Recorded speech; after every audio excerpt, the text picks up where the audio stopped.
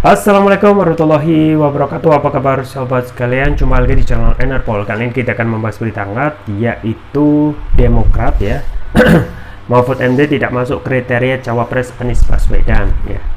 Ya sobat sekalian, beberapa waktu lalu memang pemberitaan gencar ya terkait alternatif untuk cawapres, yaitu Mahfud MD yang minggu-minggu ini sangat keras dalam hal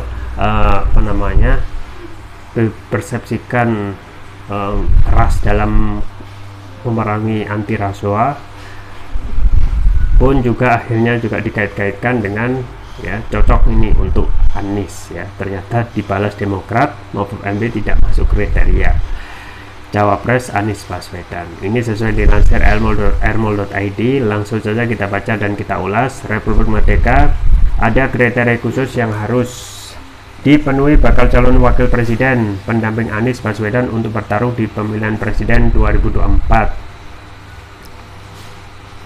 Penekanan tersebut disampaikan Wakil Sekretaris Jenderal Partai Demokrat Irwan Veko merespon usulan Guru Besar Ilmu Politik Universitas Paramadina Didik J. Rabini untuk menyandingkan Anies dengan Mahfud MD. Terkait usulan Anies Mahfud, jika ditanya apakah Demokrat mempertimbangkan pasangan itu, memikirkannya saja tidak gitu ya. Don't even think about it ya. Jadi mikir aja enggak. Kami menawarkan Ketum AHY untuk menjadi pendamping Mas Anies Baswedan, ucap Irwan Veco kepada wartawan Rabu. Irwan menambahkan Mahfud merupakan bagian dari rezim pemerintahan Presiden Joko Widodo dan bukan dari partai politik. Oleh karena itu, Mahfud tidak cocok mendampingi Anies Baswedan bertarung di 2024. Sederhananya, beliau itu bukan simbol perubahan, tapi bagian dari rezim berkuasa saat ini. Bukan kader partai koalisi perubahan dan persatuan, dan yang pasti visinya tidak sama dengan visi Anies Baswedan dan Partai Demokrat, ujarnya. Terlebih, kata Irwan, kriteria calon wakil presiden yang termaktub di dalam piagam koalisi perubahan untuk persatuan sudah sangat jelas. Pertama, cawapres memiliki kontribusi signifikan pada pemenangan. Kedua, bisa memperkuat barisan koalisi perubahan. Ketiga, memiliki kapasitas dalam membantu jalannya pemerintahan dengan efektif. Keempat, memiliki visi yang sama dengan capres. Terakhir, mampu membangun kerjasama tim sebagai duit tunggal. Kelimanya tidak ada yang masuk dengan Pak Mahfud, sehingga saya yakin sekali nama beliau tidak pernah terpikirkan sama sekali oleh Pak Anies Baswedan juga Partai Demokrat. Demikian Irwan Veco ya. Ya itu ya sobat sekalian. Yang pertama, analisis tentang dari Didik J.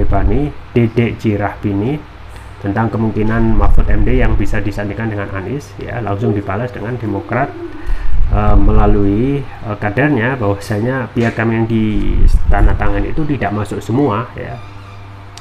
Pertama gitu ya. Pertama, capresnya itu memiliki kontribusi signifikan pada pemenangan ya. Kedua, bisa memperkuat barisan koalisi perubahan. Ketiga, memiliki kapasitas membantu jalannya pemerintahan dengan efektif. Keempat, memiliki visi yang sama dengan capres. Terakhir, mampu membangun kerjasama tim sebagai duit tunggal. Nah, ini juga menjadi pertanyaan gitu ya. Pun saat ini Mahfud ya tidak bisa langsung disimpulkan ya bahwasanya mempunyai sosok yang digambarkan memerangi korupsi gitu ya. Nah, sedangkan ya kalau kita melihat ya statement dari Pak Mahfud sendiri ya, tidak ada saat ini institusi yang tidak tersusupi atau termasuki yang namanya ya benih-benih ataupun korupsi itu sendiri ya.